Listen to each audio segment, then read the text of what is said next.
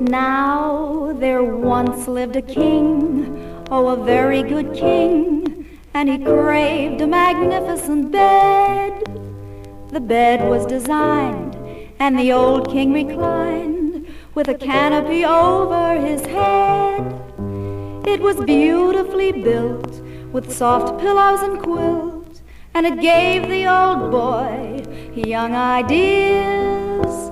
And though he and the queen, just like strangers had been, and they hadn't done it in years, they lay on the royal bed. They lay on the royal bed. He felt very weary and ached in each bone from sitting for hours on a very hard throne, or possibly laying a new cornerstone. So he lay on the royal bed. A revolt came about. Rebels kicked the king out after storming the old palace walls.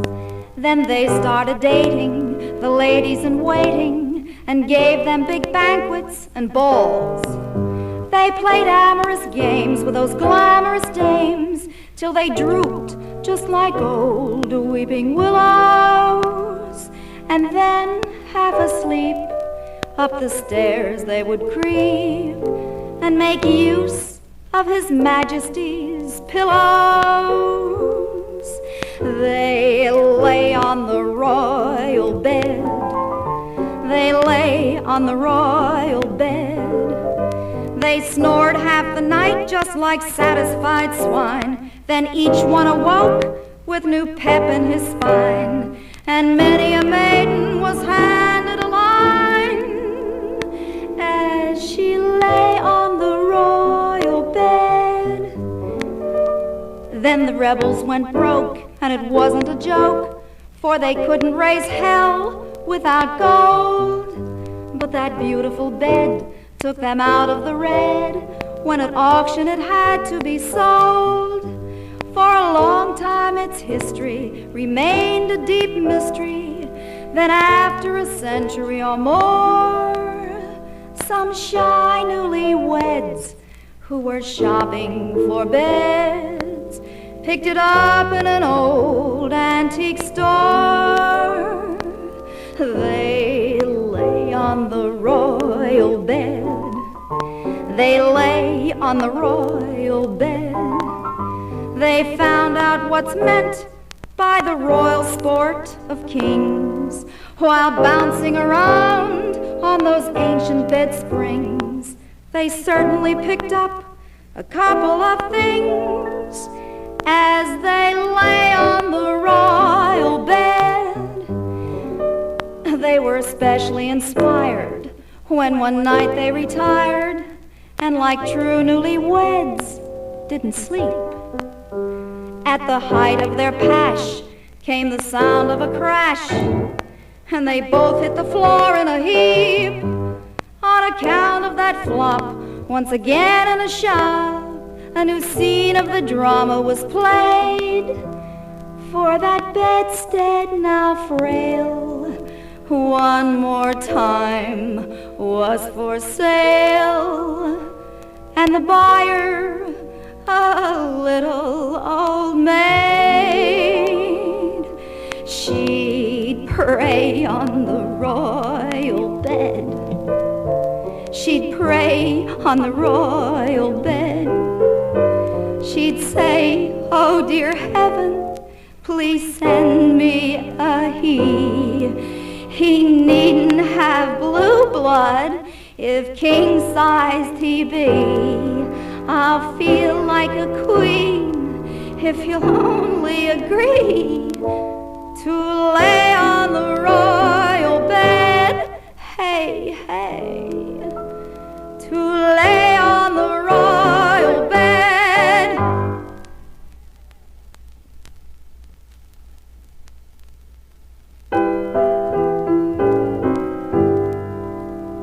My boyfriend has a motto: try anything once.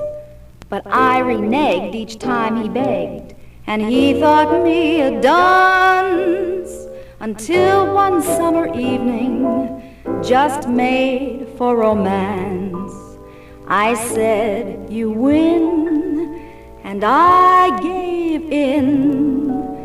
Something whispered, "Take a chance." Oh, I tried it, and I liked it. It was thrilling and so nice. He said, "Now don't be frightened. People do it every day. And once you are enlightened, all your fears will fly away." So I tried it, and I liked it. What a trip to paradise. At first that strange new feeling nearly made me cry aloud, but when we hit the ceiling, I was floating on a cloud. I tried it, and I liked it. I'm glad that I took his advice. Oh, I tried it, and I liked it. I was close to heaven's door. He said, "It's lots of fun, and you will soon become a fan. The birds and bees have done it ever since the world began." So I tried it, and I liked it. Every moment more and more. Though on that first occasion I felt sort of queer inside, now I don't need persuasion, and I'm awfully glad I tried. Yes, I tried it, and I loved it. My very first aeroplane ride.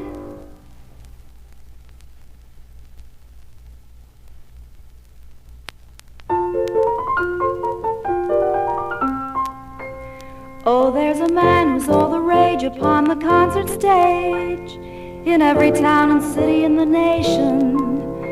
When he gives a recital, the event is truly vital, especially with the female population.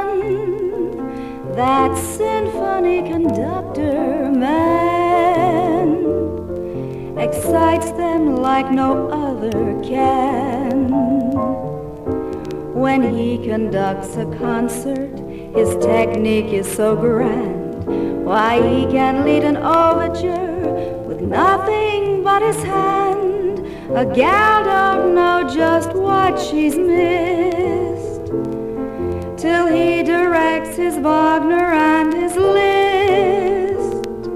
He takes the opening movement with a rhythm soft and sweet, but ends the grand finale on a frantic downward beat. There's no more clever maestro than that symphony conductor man. Though he prefers the classics, gives them all the skill he has, he's got a reputation for his modernistic jazz. His andante and his largos are so smooth and so sublime, and his tempo's moderata when he beats three-quarter time. His audience is breathless when he waves his long baton. His hair is wild, his eyes are closed, his usual calm is gone. He's terrific with his handle, and he sure knows his Mozart. While a small piece of Debussy is a masterpiece of art.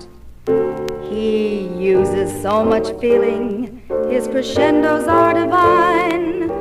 To watch his stick in action, even old maids stand in line. There's no more clever maestro than that symphony conductor man.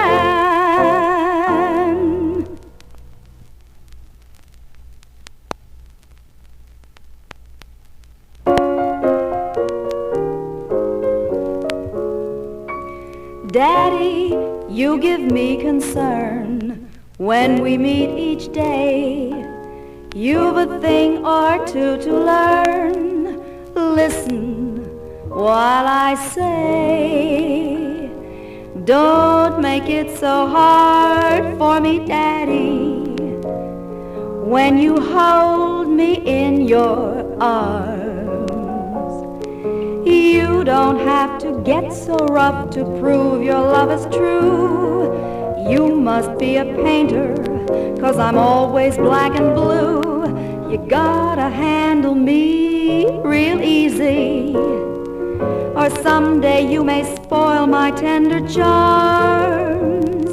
Your kisses should be soft and gentle as the morning dew. To have you love the way you do just pains me through and through. Confucius say size 11 foot, too big for size 10 shoes. So don't make it so hard for me, Daddy. Don't make it so hard for me. Don't make it so hard for me, Daddy. Every time you show your love, seems that you forget you're big and strong as you can be. When you tease and squeeze me so, you hurt poor little me. You gotta handle me real easy. Let your affection fit just like a glove. Remember, you are 6'4", I'm only 5'2". So don't act wild and fierce like a tiger in the zoo. An elephant is larger, but he's calm and gets there too.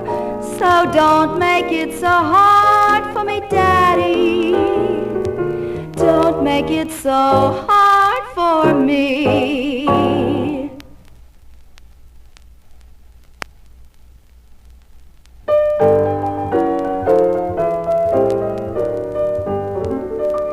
You've heard about the sturgeon, the fish, who was a virgin. That means, of course, she never could be had. Well, her tale doesn't equal this sad and tragic sequel. The story of a shad who was so bad. Seems that Mama Shad and Daddy Shad had scads and scads of baby shad, but only one escaped to tell the tale.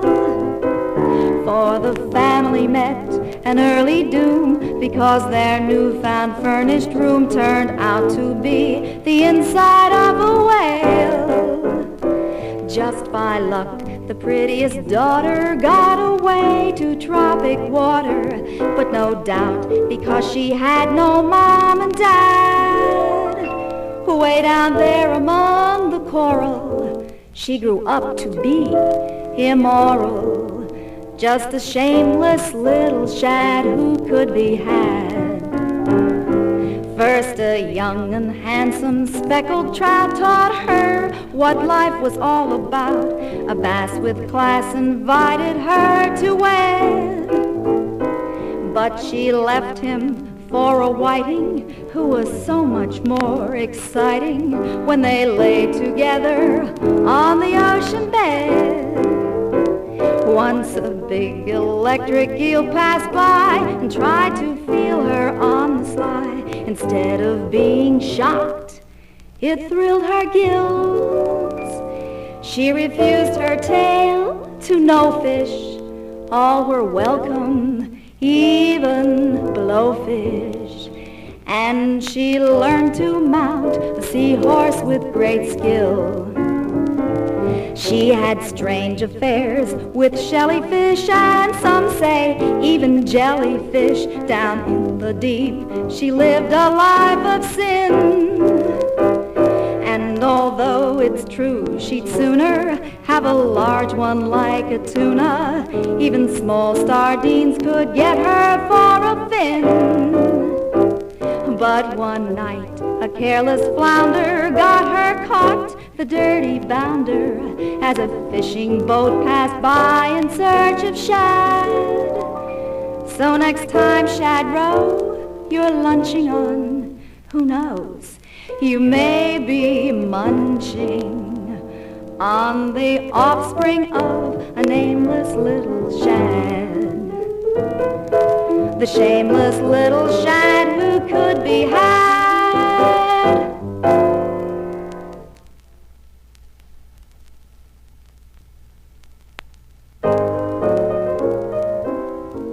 Margot Block owned a bargain basement. She has odds and ends for sale. Men could flock down to Margot's basement anytime they had the kale. It happened on a winter's day that she had this to say: it's a bargain, come and take a peek, what a bargain. Feel how soft and sleek, it surely isn't rabbit, and it isn't common hair. I know someone will grab it when I prove to them it's fair. It's a bargain, cheap at any price, such a bargain. Use just once or twice, slip into it once and try it, and I'll bet you'll want to buy it. For a fur coat, it's a bargain, sir. You'll find the size is quite all right. It should fit like a glove. But if it feels a little tight, just force it with a shove. It's glazed and cleaned and smoothly lined with such a silky skin. You'll realize that it's refined the moment you get in. Though it can stand a pressing, for it may be slightly creased, there's not a button missing on this coat, to say the least. It's not a heavy thing like lead. In fact, it's nice to hold and swell to lay across the bed on nights when you are cold. It's a bargain made for any man, such a bargain. Get it while you can. $2, even gents will make it. Wrap it up and you can take it. For a fur coat, it's a bargain, sir.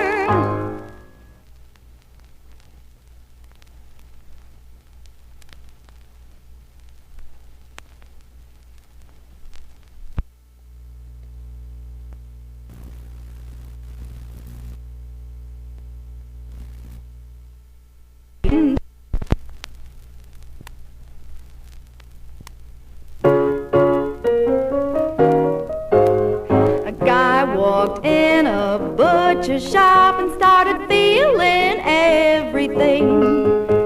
The girl behind the counter yelled, "Take your hand right off that thing. Come on, quit your feeling around, for my stuff it ain't for sale. Come on, quit your feeling around, for I have you thrown in jail. Take your hands off my meat, else I'll call the cop on the beat. Come on, quit your feeling around, 'cause that chicken ain't for sale." The guy, he picked the chicken up and started to leave with a smile. The girl, she yelled so gosh darn loud, you could hear her for a mile. Come on, quit your feeling around, for my stuff, it ain't for sale. Come on, quit your feeling around, for I have you thrown in jail. Take your hands off my meat, else I'll call the cop on the beat. Come on, quit your feeling waiting around, 'cause that chicken ain't for sale.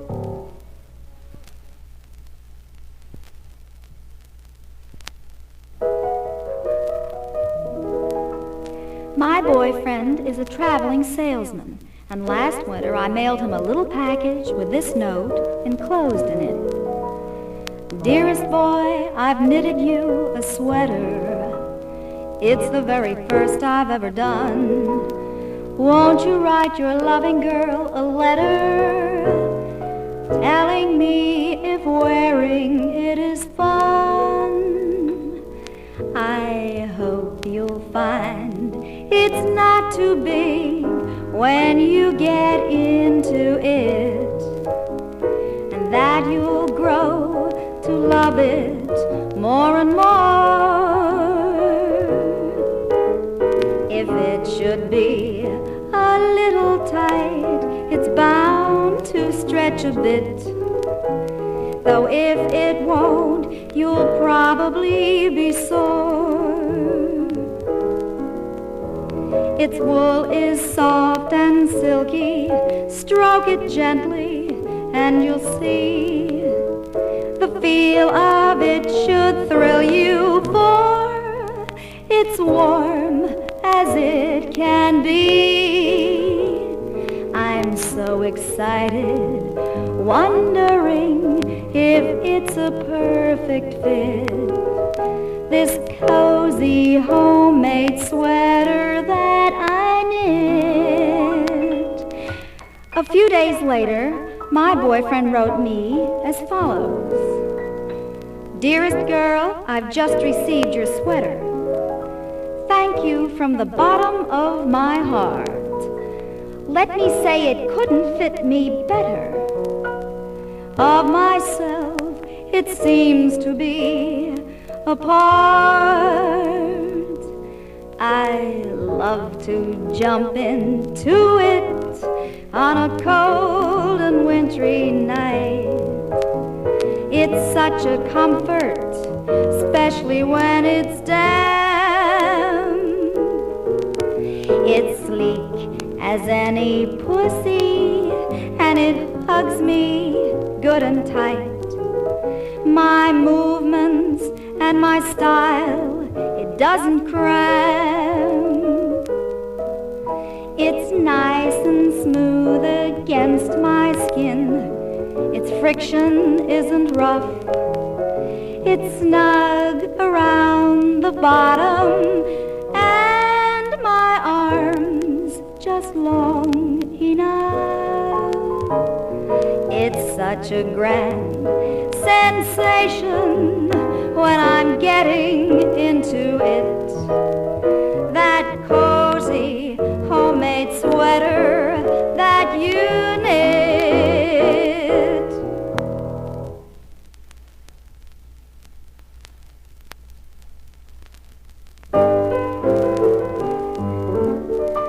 I love nature in the raw. I've been that way since birth. Now I've found someone to adore who is strictly down to earth. Oh, I'm in love with a gardener, a sun-tanned son of the soil. He trims my bushes and cuts my grass, and just to give it exercise, he rides my donkey. He says he'll be my partner in this life of strife and toil. My tender little strawberries, he seems to understand. They're redder and they're sweeter too, since he took them in hand. Oh, I'm in love with a gardener, my sun-tanned son of the soil. I'm in love with a gardener, the county fair is his life. He won first prize with his hollyhock, and would have won another if he'd shown his rooster He says he'll be my partner in this life of toil and strife. He thrills me through and through each time he plants a sturdy tree. That he can raise most anything is plain for me to see. Oh, I'm in love with a gardener, my suntan son of the soil. For years I tried to learn in school why bees enjoy a flower. Last night my honey taught me why in less than half an hour. He seems an eager beaver when he's digging with his hoe. It seems that he can hardly wait when he's got seed to sow. Our love is 50-50. Everything we have we share. Each time he offers me a nut, I let him bite a pear. I'm in love with a gardener, my suntan son of the soil.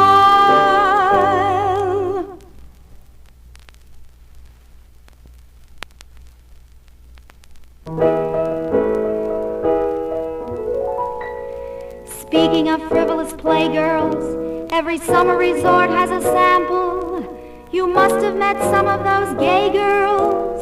Take that cute Miss Sachs, for example. Miss Sachs is wearing slacks on her vacation. They hide from view each pretty dimpled knee. The local wolves deplore this transformation. It spoils the scenery when she climbs a tree. Last summer, in abbreviated dresses, she thrilled them in the woods and on the hills. Instead of dresses, now her tailor presses the pair of slacks Miss Sachs so snugly fills. Once at a gay cocktail party, she wore 'em. When her shoelace came untied, she tried to bend, but the fellas yelled bottoms up as she tore 'em. It was really a ripping weekend. Now those little trousers cause a big sensation. The local wolves all follow her in packs. In the future, they won't mind if most of her glamour's left behind. They're glad Miss Sachs is wearing slacks. Miss Sachs is wearing slacks on her vacation. Her new flame says they hinder his romance. It seems to him on more than one occasion he didn't feel just right with her in pants. This Romeo, who is the hotel chauffeur, won't miss a chance to pinch her rosy cheek. And when they're close together on the sofa, he often wishes he'd been born a Greek. He loves to hug her and squeeze her and grip her with a passion only lovers understand. But he has no use at all for a zipper, for the damn thing keeps scratching his hand. Now to him this is no holiday flirtation. If she'll say yes to church, they'll soon make tracks. But he vows when they are wed, she'll wear just pajama tops in bed. Miss Sachs will not be wearing slacks. Let's face the bare facts. Miss Sachs will not be wearing slacks.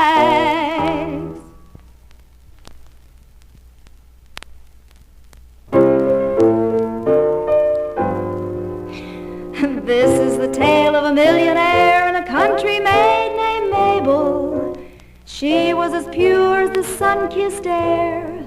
Lend an ear to this tearful fable. First he showed her his penthouse in the sky, and he asked her if she'd like to live so high, but she said that she'd sooner die. Chapter 1 in the tale of a millionaire. Then he showed her his roadster, sleek and strong, and he asked her to come and ride along, but she said something might go wrong. Chapter 2 in the tale of a millionaire. Then he showed her his cruiser, slim and trim, and he asked her to take a trip with him, but she said that she couldn't swim. Chapter 3 in the tale of a millionaire. Then he showed her his saddle horse he tried, and he told her it was his joy and pride, but the girl wouldn't mount or ride. Chapter 4 in the tale of a millionaire. Then he showed her his checkbook, thick and fat, and he told her he'd give her one like that. Even that didn't lay her flat. Chapter 5 in the tale of a millionaire. Then he showed her a priceless coat of mink, and he gave her too much champagne to drink. And at last, well, what do you think? Chapter 6 in the tale of a millionaire. There's a moral to this long, sad tale of woe. You can hold out a while, but you'll let go. Comes the day when you can't say no, like the frail who's the tale of a millionaire.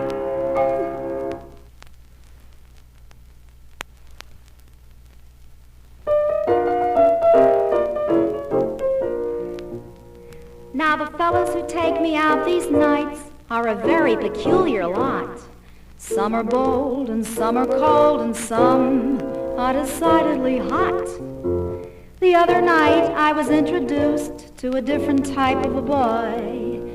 He wasn't bold, he wasn't cold, but he was, shall we say, coy. He certainly kept me guessing for more than a little while. Joe was so unique, it took me a week to get on to his technique. Now, I can understand it when a fella tries to put his hand upon my knee, but Joe seems to think that I haven't got knees. What kind of a guy is he? And when we ride together in a taxi, do you think he steals a kiss from me? No, Joe starts describing the taxi's rear end. What kind of a guy is he? But when we go to dine, he orders up wine. Well, that makes the dinner divine. But why does he say to the waiter, "Come up and see me sometime"? His manner is so obviously sushi. He won't take a stronger drink than tea. If you touch him, he screams, "Oops, I'm goosey, my dear." What kind of a guy is he? When Joe invited me to his apartment, I arrived and knocked upon the door. When he opened up, I got such a surprise, I nearly fell through the floor. He wore evening gown and silver slippers. Come right in and park, said he to me. We're having a bit of a drag, he explained. What kind of a guy is he? Several of his pals were dolled up as gals. Well, there must have been 8 or 9. They pawed me, then all began screaming. Dearie, you're too divine. Said one, he's mine, and pulled me toward the bedroom. Joe yelled, hold on, Maisie, he's a she. But I had to show proof before they take Joe's word. What kind of a guy is he? Is he for real? What kind of a guy is he?